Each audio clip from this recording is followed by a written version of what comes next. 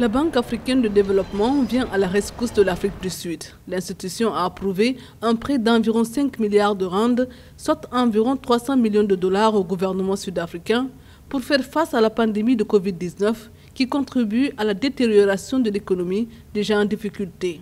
Les nouveaux fonds permettront par ailleurs de faciliter l'accès à des équipements médicaux essentiels dans la lutte contre la Covid-19, protéger les ménages en préservant les emplois et aider les entreprises des secteurs formels et informels dont les revenus sont fortement impactés par les mesures de restriction. Le pays était en récession avant l'apparition de la Covid-19.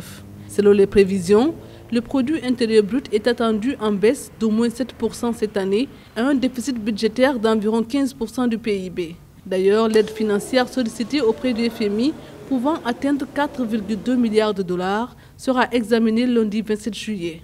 Entendre que l'Afrique du Sud emprunte à la BAD et au FMI pour faire face à la pandémie est la preuve que les plans anti-Covid sont menés en ordre dispersé sur le continent africain, ce qui ne semble pas être la solution optimale. Les pays occidentaux ont émis de la monnaie à travers leur banque centrale pour faire face à la pandémie. Ils n'ont pas émis de la dette. Par souci d'équité, la BAD doit sortir de ses missions classiques et mettre en place une relation tripartite entre les États, les banques centrales et elles, afin de modéliser une émission monétaire à distribuer aux États africains sous forme de subventions. Mercredi, la Banque de développement avait quant à elle approuvé un prêt de 288 millions de dollars à l'Afrique du Sud, pays le plus touché du continent africain par la pandémie, avec près de 410 000 cas signalés à ce jour et 5 940 décès.